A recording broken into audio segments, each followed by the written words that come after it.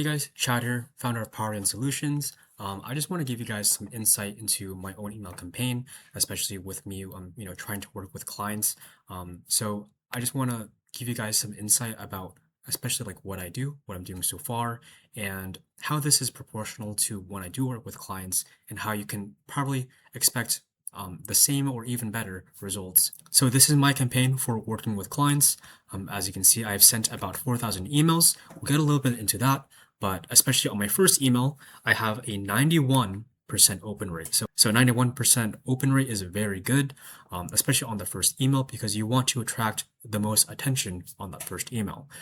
If they don't open it, it does hurt the deliverability, and having a high open rate makes sense, as it makes it a lot more warm and actually more relevant to what they do as well. As you can see, there is 4,000 emails, but I have realistically only contacted about 1,400. So of these 1,400 leads that I've contacted, I have about 56 replies. So that is a 4.27 reply rate. And this is actually very good because typically speaking, if you do contact 1,000 leads, you should expect around 30 to 50 replies. So proportional wise to that, I have contacted 1,400, got back 56, and as you can see, it's actually aligning pretty well with the typical standard of a narrowed down email campaign like this. So as you can see on the first email, it's very important that you have a high open rate. When you have an open rate, you should expect the most replies from it and the most amount of bounces from it. So as you can see here, it is also the highest for the amount of bounces. It's very fortunate that my leads list is particularly clean. It is still under 3% total, which is a good thing.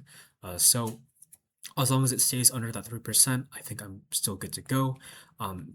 This positive replies is not really a true indicator, and the reason is I'm not going to show the emails for this, but as you can see, let's say like someone was previously interested, I would put them as interested. This would set them into a different sequence, which would start a new automation.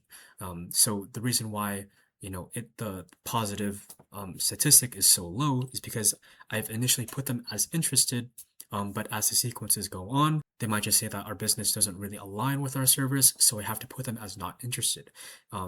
So if I put them as not interested, it stops the whole sequence to make sure that I don't contact them ever again. And this is very important because if I just left it as interested, it will continue to email them, and I don't want them to get mad at me. And not only that, if they do end up blocking me, that's even worse, and which does affect bounce rate.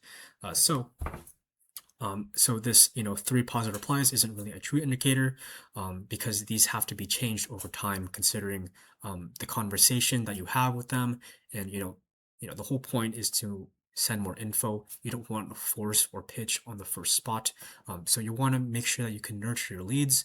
So within these 10 days of this campaign, I was actually able to book 2 calls. So on Sunday, I booked a call at 11:30, and tomorrow today actually, I actually have a call at 10 a.m.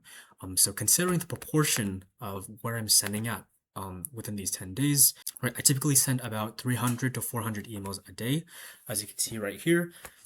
If I were to do this at a typical large, campaign at 1,000 emails a day, my campaign proportional wise is still in a line with 1,000 emails. So if I were to put this at 1,000 emails, I would expect triple the amount of whatever I have so far. But still, the percentages would still be very similar. Not only that, but the amount of booked calls would also be proportionally similar. So as you can see, in these 10 days, I have 2 booked calls. If this were to be a 1,000 email campaign within these 10 days, I would expect 6. So considering that, and also considering, for the whole month, you would expect 18 qualified booked calls, which is actually very solid. As you can see here, so I just want to go to the sequences real quick, because as you can see, sequences, the open rates do lower over time, and this could be due to a little bit of fatigue, but it's also to regain interest, right? So follow-ups are very important, especially with email campaigns, because you don't just want to leave it at that, right? Sure, I have most of the replies onto the first email, but as you can see, I still have 16 replies within these next sequences. So Remember, just because they don't respond on the first email doesn't mean that they don't want to respond, on going forth.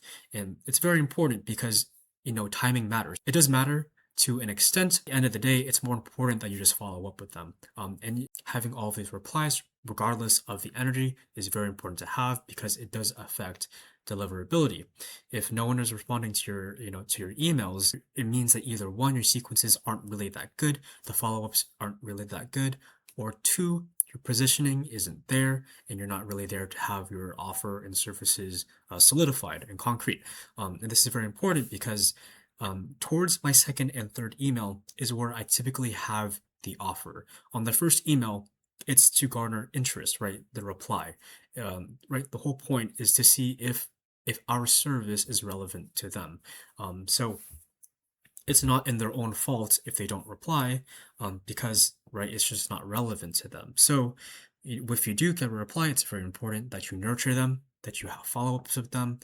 If they don't respond, you have to make sure that you response, because yes, while AI does take care of a lot of the sending patterns, the deliverability, for each reply that I have responded to them custom. So I've made custom replies for all of these emails, because it's very important that you stay conversational. You don't want to just have like that template where that you just copy and paste, right? Everyone has different ideas, different needs, different objections and struggles. So it's very important that regardless of the reply that you get, specifically for the ones that are more interested and or positive, you want to have a custom reply to them and to stay conversational within each email. Just to confirm with me previously saying about the not interested and the positive reply rate, as you can see, I do have two subsequences of this campaign. So this is actually considered a separate campaign, and which means that there's actually three campaigns running. So as you can see, with those interested, these are people who are currently interested, not previously interested. So those who are no longer interested, I have to put them and label them as not interested, just to make sure that I don't end up sending them to this subsequence.